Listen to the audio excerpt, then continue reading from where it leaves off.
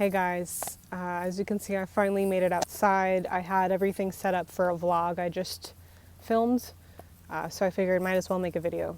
And for those of you who don't know, I'm cataloging and recording my year for Vlogmas. It's kind of my way around not really having much to say every single day, but still having a desire to participate in Vlogmas. So if you'd like to see how my year went, subscribe and stay tuned. I know it's really far in the future from now, but I'd really appreciate it if you would, join me on that journey of how 2020 is going, especially since it was a hell of a year, and it is a hell of a year. We're only halfway through, dear Lord. I picked a hell of a year to do this project, to experiment with this, that's for sure. But anyway, I digress. I wanted to talk to you guys about something kind of as an addition or an afterthoughts of the last video I made. Bird noises, sorry. The last video I made, which was called Life Itself. And if you haven't done so already, please watch that video. It's been hard trying to make any videos other than talking about what's going on right now, because I can't just ignore it every single day. Every single day, my attention is on the suffering of the world right now, is of the injustices. And I'm the kind of person that cannot ignore injustices. And if you're like me and have been fighting this fight for a long time, you're fucking sick of it and you want change now, actual change. That is why I want to talk to you today about something which is a common misconception in the spirituality, in the spiritual community. And that is spirituality and positivity are the same. They are almost synonyms for one another. And I'm here to tell you absolutely fucking not. You are on a spiritual journey, okay? You signed up for this life where you were having a physical experience on a very, very dynamic world of duality, of balance, of nature. You are living, you chose to incarnate into a body as a spiritual experience, and guess what this body does? A lot of gross shit, okay? A lot of gross shit we as humans think it's it's not a part of the spiritual journey, like all that bad stuff that we have to deal with, whether that be the toxicity of our attitudes or thoughts, our mental spaces, or our emotional spaces, or even our physical spaces, which has a natural process of shedding called a period if you're a woman, or you have to pee and poop every fucking day. Guess what? That's a part of the spiritual experience. This is what you signed up for, okay? Like it comes with the whole package, with the good and the bad. But guess what? It's all good, because you didn't come here for just one piece of the story. You came here for a dynamic experience. It is like putting your soul through boot camp. And so that is why I'm constantly confused as to why people mistake spirituality as just a means to be constantly positive. It's as if the second that you try to talk about something real, the second that you try to talk about something that's very, very difficult, something that is hard to process, something that's just generally difficult, okay? People in the spiritual, quotes, community get extremely bothered by this and think you're not being spiritual anymore. Blows my fucking mind as to how that happens, but I'm here to talk about it in this video. Spirituality is not a fucking synonym for positivity. And I don't know how we forgot this, as a lot of our ascended masters went through the most horrific experiences to reach their level, their plane of existence. They went through the worst of the worst. They didn't ignore the bad parts, because that was actually the key to where they needed to go. Was looking at themselves honestly and thinking what needs to be dealt with truly. And when you try to just focus on the positive stuff all the time, what you're doing is burying all those things that are just naturally a part of ourselves, which is called the shadow in the spiritual community as well. When you ignore your shadow, it just suffocates and decays and stagnates, becomes this polluted, disgusting pool, and it gets worse and worse and worse. The more like you just try to bury it, and then before you know it, you have a person with a severe psychological damage, or like a habit or a condition, and it could be mental, emotional, or physical. The whole thing is a spiritual experience, not just one aspect. And the reason why I think that this is so important to explain after that video I just made was because a lot of people, the channels that you're watching, they choose to ignore stuff that needs to be looked at and processed and purged and dealt with, because they think they're not being spiritual anymore. They think that you got to be positive, positive, positive all the time, but you're actually doing a huge disservice to yourself and the community if it's a YouTube channel or someone anywhere in the community with a platform. I just realized that my hair was probably scratching along the microphone the whole time I was talking. So I'm dumb and I'm sorry. But yeah, I just see this time and time again where people think that being spiritual means never being sad or angry or upset. And now this is really harmful to us, because we need a lot of force, okay? We need a lot of action. We need a lot of looking at things that are really hard in order to change stuff that's happening right now. And I very recently was having a discussion with someone online about this, trying to explain to them why demanding your rights through a protest is an appropriate reaction to murder, which was a hard discussion to have without becoming livid and being blinded by that. And it's just like, for example, nature, okay? Nature is our greatest teacher. Nature is brutal, okay? Nature is fucking insane if you really, really look at it. I just saw a video of a bird feeding a baby squirrel to a baby bird. Like a baby was eating a baby. That's not bad. That's survival, okay? Of course, we don't do that kind of crazy shit anymore because we have other things. Our babies do not have to eat babies to get ahead. So we have this great alternative, and we have the level of consciousness to choose that alternative, hopefully. So it's not exactly the same for us, but what we do see in our separation consciousness is incredible imbalance. Nature does not give a fuck. It will do anything to protect the balance, because that is innately in the system itself. When a tsunami takes over an entire location, that is not a bad thing. That is nature, okay? It's brutal, okay? But it's not bad. And we see all these systems in nature that have kind of like a cause and effect relationship, all to protect the balance. And if you're only looking at one side, I can see how you can perceive that as a bad thing.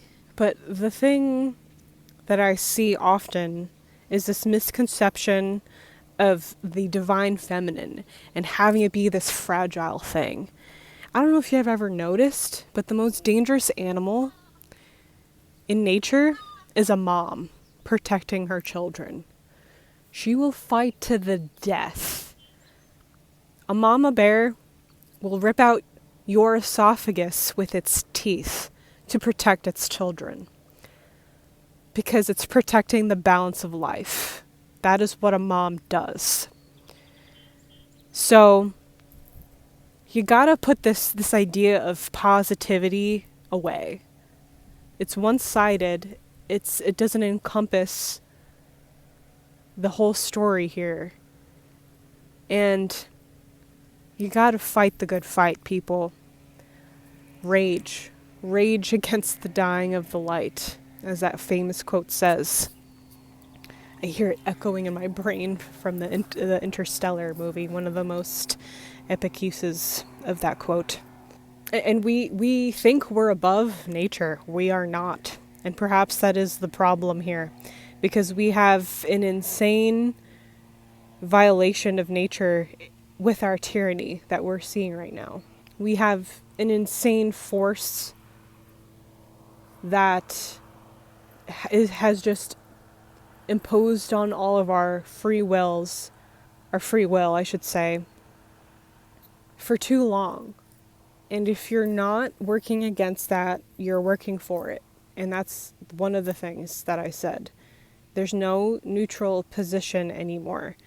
And you don't have to fight it the same way everyone is fighting it. In fact, we're not going to make it with just one trick. We need everyone with their own unique talents, with their own unique personalities, with their own unique souls to bring to the table what they can. And for every single person, that's something different. But it needs to be channeled in such a way in refusal of the status quo. And it's not because you're not being, you're not walking on eggshells like, oh, that's not positive, that's not really spiritual, and we want to keep the vibe really high here. Like, that's what I fucking hear in my head when I have to read these things. And it's doing such a huge disservice to all of us. And that's why I'm so angry about this. Because it's taking away something that we need right now. At this very time, we need it right now in order to get to that place we all know we can. That actual, I don't know, paradise, so to speak. Of course, it's not going to be the kind of paradise that we would experience and without our bodies, but here the best that we can do as humans, overcoming something like this and then slowly moving forward. But do you see where I'm trying to get at here? I hope that I made sense today. And I hope that you don't ignore the parts of yourselves that feel icky, because that's how they get worse, truly. I've done it before, and it doesn't work out well, trust me. I had to do that. I had to wear a mask all throughout high school just to have any friends. And it was awful. Like, I'm glad that I had the friends that I had in high school, and I'm glad that I had the certain kind of experiences that I had when I was in high school, because it would be probably a terrible time if I didn't have them. So I understand the utility of that time. I don't regret anything. But I know for sure that if I didn't take that mask off, I was going to degrade. I was going to not be in a state of evolution anymore, but in a state of de-evolution. And that's what I'm seeing with a lot of my friends that I have now, a lot of my family members, and just people in general that I come into contact with. I can tell, like, some people are just losing their minds because they've been told this falsehood about how you need to just constantly be positive. And just, it's like, I don't know. It's almost as if people are hypnotized. Like, I don't know how to snap them out of it. But the only thing I can do is just explain here what I'm seeing and hope that I'm sowing seeds somewhere. Or perhaps someone else feels the same way and then all of a sudden they feel validated, which I totally get. Or perhaps, it's just, I don't blame everyone for this because they have been misled. People who don't have a very, very strong inner compass, which not everyone has, can very easily be directed in a certain way because they started out with a certain group of people that told them this lie. And in some senses, that way of going about life was beneficial and it did help them and it did, get them to a certain place. But guess what? Every single chapter of your life, especially as the collective now, is going to ask something different from you. And it's always going to be like that. There's not one trick to this. There just isn't. So I hope that if you were misled because you just happen to, be one of the people who had more of an influence from outside instead of starting this journey more thinking, actually, I don't know, and seeing where that took you and then, trying some things and then figuring this out on your own and, not getting swept up in the trends, the commodification of spirituality. Watch that video too that I made on that if you haven't done so already. It's just so easy.